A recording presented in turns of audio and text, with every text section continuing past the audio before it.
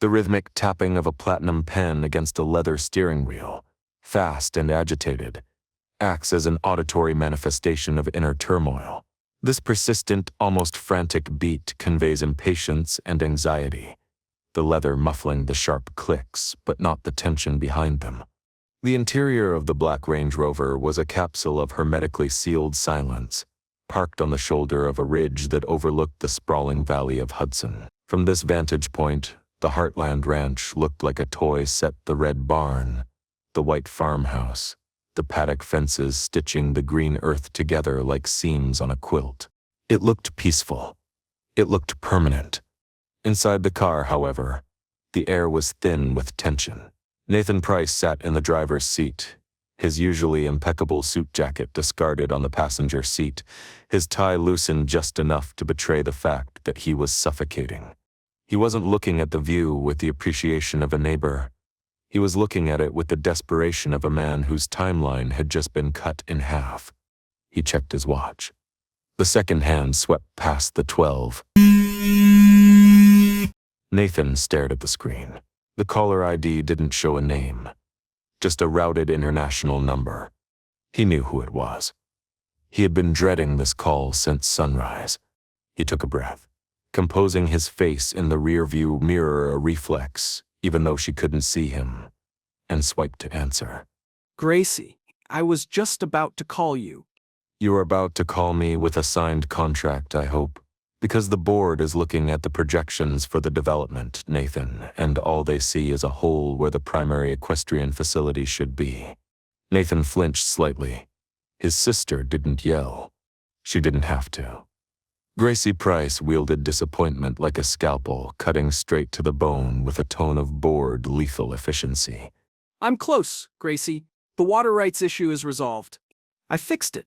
The grandfather is suspicious. But Amy is with me. She trusts me. It trusts me. I just need a few more days to massage the deal. Easing. Massage? We aren't running a spa, Nathan. We are building a global luxury brand, and we are currently 2 weeks behind schedule. The investors are getting skittish. They're hearing rumors about zoning delays. If we don't break ground before the frost sets in, we lose the financing for Phase 1. Do you understand what that means? I understand. Do you? Because it feels like you're playing house with these cowboys. You're enjoying the role, Nathan. The savior. The boyfriend. But let me remind you, you aren't their savior. You are their eviction notice. Nathan looked out the window at the ranch house. He could see a figure walking from the house to the barn, Amy. Even from this distance, he recognized her stride. There was a genuine affection there, a part of him that actually liked the fantasy he had built. He liked being the hero who brought flowers and solved problems, but Gracie's voice was the cold splash of reality. He wasn't a hero. He was a shark in a suit, and sharks didn't have friends. They had food. I'm not playing, Gracie. I'm strategizing. Jack Bartlett is digging into Arrowhead Holdings. If I push too hard, he'll find the link. I have to be careful. Just be fast, Nathan. Get the signature on the acquisition deal, or I pull the plug on your equity share. And if I do that, you know what happens. The threat hung in the air, heavy and undeniable. Nathan's personal finances were a house of cards, leveraged to the hilt on the promise of this deal's success. If the Heartland acquisition failed, he wouldn't just lose a bonus, he would lose everything. The penthouse, the cars, the reputation, it would all be liquidated. Don't threaten me, Gracie. I'll get it done. Then stop asking them to sign. Make them sign. Nathan lowered the phone slowly. The silence in the car was no longer empty. It was filled with the echoing command. Make them sign. He looked back at the ranch. He had tried the honey. He had paid off the developer, paying himself, essentially, to gain their trust. He had played the white knight, and it had worked on Amy. But it hadn't worked fast enough. Jack was still standing in the doorway, a stubborn old guard dog barking at the intruder. And as long as Heartland was functional, As long as they had money coming in and a roof over their heads, they had the luxury of saying no. To get a yes, he needed to strip them of that luxury. He needed to turn Heartland from a home into a burden. He needed to make the ranch feel like a sinking ship so that his offer would look like the only lifeboat in the ocean. Nathan took a heavy sigh and rubs his temples. He picked up his phone again. His thumb hovered over a contact labeled simply asset management. It was a euphemism. These weren't asset managers. They were corporate wrecking balls. Men who knew how to leverage bureaucracy, health codes, and logistics to strangle a small business without ever breaking a law. He hesitated for a fraction of a second. He thought of Amy's smile when he gave her the termination papers. He thought of the trust in her eyes. Then he thought of his bank account. He thought of Gracie. He tapped the call button. Mr. Price. We're moving to phase 2. The soft approach didn't work. Not fast enough. I need the pressure dialed up. Level 5 disturbance. Target? Revenue and infrastructure. I want them bleeding cash. And I want the facility compromised. There was a pause on the other end. The operative was calculating the logistics. We have the assets in place. The client cancellation is drafted. The tip-off is ready for the county office. We can execute immediately. Do it, and make sure it's untraceable. If anyone asks, it's just bad luck. A run of terrible, catastrophic bad luck. Understood. Consider it done. Nathan tossed the phone onto the passenger seat. It landed on his jacket, a black monolith of destruction resting on fine Italian wool. He put the car in gear. The engine purred to life, a smooth, expensive growl. He took one last look at the ranch below. The sun was shining on the red barn, making it glow. It looked idyllic. It looked safe. But Nathan knew better. He knew that in a few hours, the storm he had just summoned would descend upon that valley, and it wouldn't be bringing rain. It would be bringing ruin. He felt a twinge of regret, sharp and cold, but he swallowed it down. This was business. And in business, you didn't cry over spilled milk or burned barns. You just made sure you owned the company that sold the replacement. He drove back toward the highway, leaving the peace of the morning behind him. He had to get to the ranch. He had to be there when the chaos started. He had to be ready to catch Amy when she fell after he was the one who tripped her. The office in the farmhouse was usually a place of organized chaos, a command center where schedules were juggled and invoices were filed. But this morning, the chaos had curdled into panic. Amy sat at the desk, her phone pressed to her ear, her hand gripping a pen so tightly it threatened to snap. On the screen in front of her, the email inbox was open, displaying a message that had arrived only 10 minutes ago. The subject line read cancellation notice. Henderson retreat. It was a disaster. The Henderson booking was the whale they had been banking on, a 3-day corporate leadership retreat that was supposed to cover the payroll, the feed bill, and the loan interest for the entire quarter. It was the financial bridge that was supposed to carry them through the winter. And now, with less than 48 hours' notice, the bridge had collapsed. Mr. Henderson, please. I don't understand. We've already ordered the catering. The cabins are prepped. The deposit? Yes. I know the contract allows for cancellation within the window, but... She stopped, listening to the voice on the other end. It was a corporate assistant, not even Henderson himself. The voice was polite, apologetic, and completely immovable. Unforeseen circumstances, internal restructuring. The phrases were vague, designed to deflect a liability. But this leaves us in a terrible position.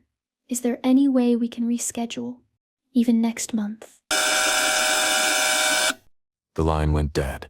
Amy pulled the phone away from her ear, staring at it as if it had betrayed her. She slowly lowered the receiver, the silence in the room rushing in to fill the space left by the call. She looked at Jack, who was standing by the window. his arms crossed, his face grim. He had heard the one-sided conversation. He knew exactly what it meant. They're out? Completely. They pulled the plug. And they're demanding the deposit back because of the force majeure clause in the fine print. Force majeure? What act of God stopped them from coming to a dude ranch? They didn't say. Just circumstances. Grandpa, that was $30,000. Without that check. She didn't have to finish the sentence. Without that check, they couldn't pay the grain delivery on Friday. They were insolvent. The sound of heavy tires crunching on gravel. Jack turned to the window, his eyes narrowing.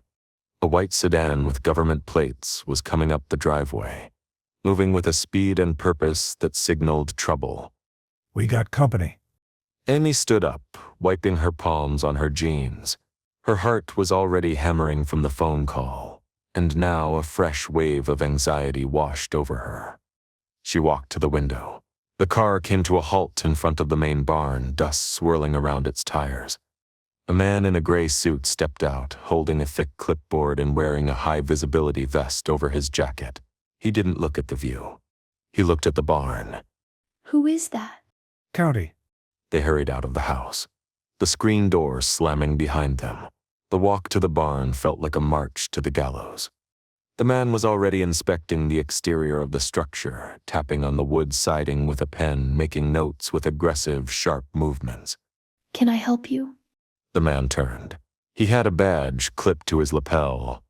Health and Safety, Inspector D. Vance. His face was impassive. The face of a bureaucrat who had stamped 1,000 forms and crushed 1,000 dreams without losing a wink of sleep. Amy Fleming? Jack Bartlett? That's us. Is there a problem? I'm afraid so.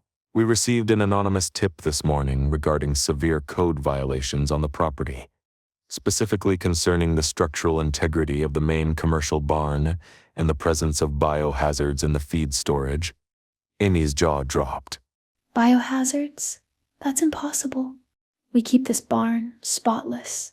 You can ask any vet in the county. The complaint was specific. I'm required to perform an immediate audit. If the tip is credible, I have to secure the site. Secure the site? Now hold on a minute.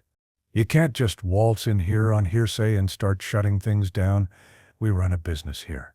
And I run safety compliance for the district, Mr. Bartlett. If you refuse the inspection, I can revoke your operating license right now. Your choice. Jack stepped aside. His jaw clenched so hard a muscle feathered in his cheek. He knew when he was cornered. Vance walked into the barn, the sudden darkness of the interior swallowing him. Amy and Jack followed, hovering like nervous parents watching a surgeon operate on their child. The barn was peaceful. Horses looked over their stall doors, chewing hay, their soft knickers echoing in the high rafters. It smelled of sweet feed, leather, and sawdust. The smell of home. This timber, it's showing signs of rot. That's surface weathering. It's solid as a rock. I checked it myself last month. Vance ignored him, scratching a note on his paper. He walked to the feed room, the heart of the operation. He opened the door and stepped inside, clicking on a powerful flashlight. He swept the beam across the sacks of grain, the mixing bins, the walls. He stopped at the back corner, near the ventilation vent. There, Amy crowded in to look. In the corner, behind a stack of unused pallets, there was a dark, fuzzy patch on the drywall. It looked like mold. Black, creeping mold. Amy stared at it in horror. She had been in this room yesterday. She had moved those pallets. That patch hadn't been there. She was sure of it. I don't know what that is. That wasn't there yesterday. It's Stachybotrys chartarum, toxic black mold. And judging by the spread, it's in the ventilation system. That's ridiculous. It's a damp spot from the rain last night. Vance reached out and touched the wall with a gloved finger. The drywall crumbled slightly. It was soft. It's systemic. And until it's remediated, this entire structure is a respiratory hazard for humans and animals. He turned around, his face grave. I'm red tagging the building. The words hit Amy like a physical blow. Red tagging. It was the death sentence for a commercial facility. No, you can't. We have horses in here. We have clients coming. Well, we had clients coming. Where are we supposed to put them? That's not my concern, Miss Fleming. My concern is that nobody breathes in spores. You have 48 hours to vacate the livestock. Until then, no public access, no staff, no business. He walked back out to the main aisle, pulling a roll of bright red tape from his bag. It was thick, loud, and terrifying. He stretched it across the main entrance, the plastic snapping in the wind. The wind flapping the plastic caution tape against the wood frame. Jack stepped forward, his fists clenched. You listened to me? This is a setup? That mold didn't grow overnight. Someone put it there. If you want to file an appeal, you can do so at the courthouse. The hearing backlog is about 6 weeks. Until then, this tape stays up. If you cross it, it's a $5,000 fine per violation. Vance finished taping the door. He slapped a bright orange sticker on the wood. Condemned. He handed Jack a carbon copy of the report. It was pink, a cheerful color for a document that destroyed their livelihood. Have a good day. Vance walked back to his car, got in, and drove away as quickly as he had arrived. He left behind a silence that was far worse than the one in the office. This was the silence of a stopped heart. Amy stood in front of the barn, staring at the red tape. It blocked the entrance to the place she loved most in the world. It barred her from her horses, her work, her legacy. Anonymous tip, What? he said. An anonymous tip. Someone called this in. Amy. Someone knew exactly where to tell him to look. Amy looked at the mold spot in her mind. It was too convenient. The cancellation, the inspection, the shutdown. It was a 1-2 punch designed to knock them out cold. Who would do this? Who hates us this much? Jack looked at the red tape, then up at the ridge overlooking the ranch. He had a suspect. He had a name burning on his tongue, but looking at Amy, seeing her pale, trembling, on the verge of a panic attack, he knew she wasn't ready to hear it. She would defend him. She would say Nathan was helping. And right now, they didn't have time to argue about Nathan. They had a barn full of horses to evacuate and $0 to pay for it. It doesn't matter who did it right now. What matters is that we are bleeding, Amy. And the sharks are in the water. Amy looked at the condemned sticker. She felt a tear slide down her cheek. She wiped it away angrily. We're broke, Grandpa. Without the Henderson money, we can't even pay for the mold removal. We can't fix this. Jack put a hand on her shoulder. It was heavy, grounding. We'll find a way. We always do. But as the wind whipped the red tape back and forth, making a sound like a whip cracking, even Jack's voice sounded unsure.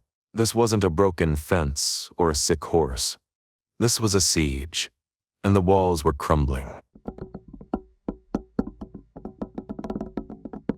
The rhythmic sound of fingers drumming anxiously on a wooden table. The kitchen table, usually the site of family dinners and warm conversations, had been transformed into a battlefield of paper. Invoices, bank statements, and the glaring pink copy of the health and safety report were spread out like a map of a losing war. The silence in the farmhouse was thick, broken only by the hum of the refrigerator and the anxious drumming of Amy's fingers against the wood. The reality of the morning's events had settled in, heavy and suffocating. The Henderson cancellation had stripped them of their operating capital. The red tag on the barn had stripped them of their ability to generate new revenue. They were effectively paralyzed. Jack sat opposite Amy, staring at a calculator as if willing the numbers to change. He punched in a figure, frowned, and cleared it. If we defer the feed bill and the vet, we might be able to pay the electric. But the remediation quote? He tossed a piece of paper onto the pile. It was a handwritten estimate from a local contractor for mold removal and structural reinforcement. $20,000 minimum. And they want half up front. Which we don't have. We could call Lou. Maybe she can access the emergency line of credit? That line is tied to the business equity. With the barn condemned, the bank won't release a dime. We're toxic assets, Amy. Literally. Amy put her head in her hands. The hopelessness was a physical weight pressing down on her chest. She had fought storms, fires, and wild horses, but she didn't know how to fight this. This was bureaucracy. This was math, and the math said they were dead. Both of them jumped at the heavy knocks on their front door. A knock at the door used to mean a neighbor dropping by. Now it felt like another summons, another inspector, another bill collector. Amy stood up, wiping her face. She walked to the door and opened it. Nathan Price stood on the porch. He wasn't wearing his suit jacket. His sleeves were rolled up, his tie loosened. He looked windblown and genuinely frantic. I saw the tape. He didn't wait to be invited in. He stepped past her, walking straight into the living room, his eyes scanning the faces of the people he was methodically destroying. I was driving by on my way to the site, and I saw the red tape on the main barn. What the hell happened? Amy closed the door, leaning against it for support. Seeing someone who wasn't part of the disaster, someone who had resources made her want to cry. It's a nightmare, Nathan. An inspector showed up. Anonymous tip. They found mold. They condemned the barn. Mold? In your barn? That's absurd. It's convenient. That's what it is. Nathan turned to Jack, ignoring the barb. He looked at the table covered in bills. He looked at the pink report. He shook his head, running a hand through his hair.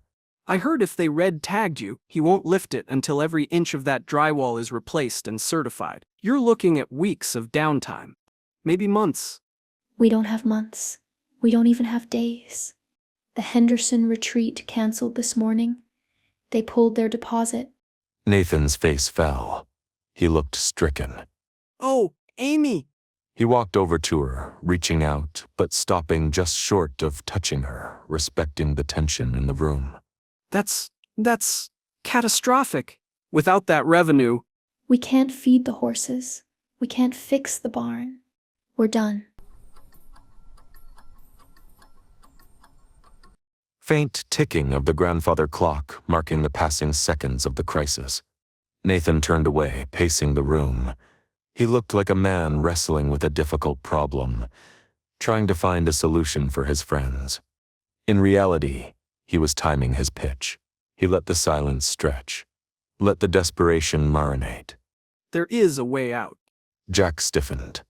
Let me guess. It involves a pen. Nathan spun around, his expression hardening. He dropped the nice guy act just enough to show the serious businessman.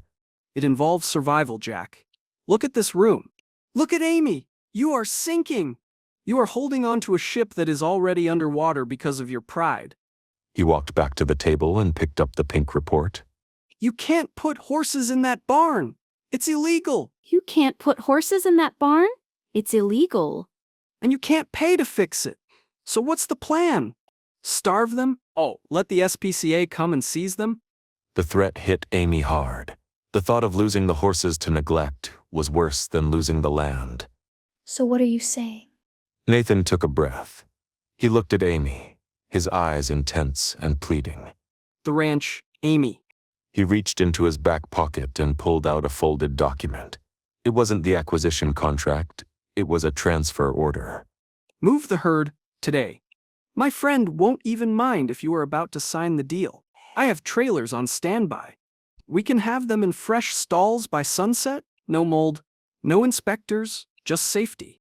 He laid the document on the table next to the bills.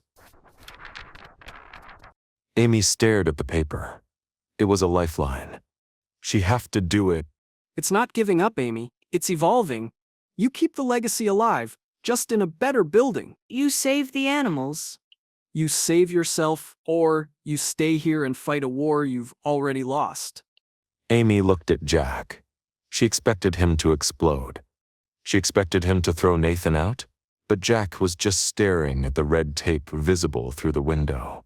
He looked old, defeated. Grandpa? Jack didn't answer.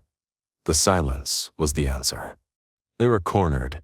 Nathan had constructed a trap so perfect that walking into it seemed like the only logical choice. Amy reached for the pen. Her hand was shaking. The tip of the pen touched the paper. A tiny dot of ink bled into the fiber of the contract, marking the beginning of the end for Heartland. Amy's hand was trembling, her knuckles white, her entire body rigid with the effort of surrendering. She wasn't just signing a document. She was signing away her history. She was admitting that the legacy Jack had built, that her mother had died for, was too heavy for her to carry. Nathan watched her. He stood perfectly still, his breathing shallow, his eyes fixed on the pen like a hawk tracking a field mouse. He was so close, the new world was inches away. The bonus, the salvation from his sister, the victory, it was all flowing through that pen. But before Amy could form the first letter of her name, a hand slammed down on the table. Put the pen down, Amy. Amy jumped, the pen skittering across the paper. She looked up at her grandfather. For the last 10 minutes, Jack had looked like a ghost, pale, silent, defeated. But now, the color was back in his face. It wasn't the flush of health. It was the flush of a man playing his final card. Grandpa? We don't have a choice. You saw the report. You saw the bills. We always have a choice. We don't sell. Not today. Jack, be reasonable. Jack didn't look at Nathan. He looked only at Amy, his blue eyes burning with a desperate intensity. I didn't want to use it. I promised myself I'd never touch it unless the sky was falling. Well, the sky is falling. Use what? The rainy day fund. Amy frowned. She knew about the operating accounts. She knew about the lines of credit. She didn't know about a fund. For 40 years, every time we had a bumper crop, or a good rodeo season, or a surplus, I put 10% away, into a separate account, a blind trust, for your wedding, for Lou's campaign, for this. He took a breath, his voice wavering slightly. There's enough in there to cover the remediation, and the feed, and the payroll. It will wipe me out. I won't have a retirement, but we will keep the land. Nathan stiffened. He hadn't accounted for a secret hoard. His intelligence reports showed Heartland was liquid poor. He hadn't seen the personal savings. If Jack paid the bills, the pressure valve would release. The barn would be fixed. The desperation would vanish. And the deal would die. Jack, that's incredibly noble. But remediation takes time. Contractors are booked weeks out. Money doesn't buy time. Money buys everything, doesn't it, Nathan? You taught us that. I can pay a crew triple to start tonight. I can pay the fine. I can pay whatever it takes to get you and your contract off my table. Jack reached past Nathan and snatched the document. He crumpled it in his fist. We're not selling. Amy let out a sob of relief. She slumped back in her chair, the tension draining out of her. It wasn't over, but the gun was no longer pointed at her head. Jack had saved them. Ils sont ces ship to bureau you for. Vocês. You'd do that? You'd spend it all? It's just money, Amy. This is home. Jack walked to the kitchen wall phone. He moved with purpose now. The old cowboy was back in the saddle. He picked up the receiver and dialed the bank's private wealth line, a number he had only called a handful of times in 4 decades. Nathan watched him. His mind raced. He had to stop this, but he couldn't physically stop Jack from making a phone call. He stood there, his hands in his pockets, his heart hammering against his ribs. Had he missed something? Had his team missed the secondary account? Jack waited for the connection. Yes, this is Jack Bartlett. Account number 44 90 82. I need to authorize an immediate wire transfer. Nathan watched Jack's face. He watched for the flicker. Yes, the full balance. Transfer to the Heartland operating account. I know there are penalties. Just do it. Jack waited. He tapped his foot on the floor. He looked at Amy and winked. It was a brave, reassuring wink. It's going to be okay.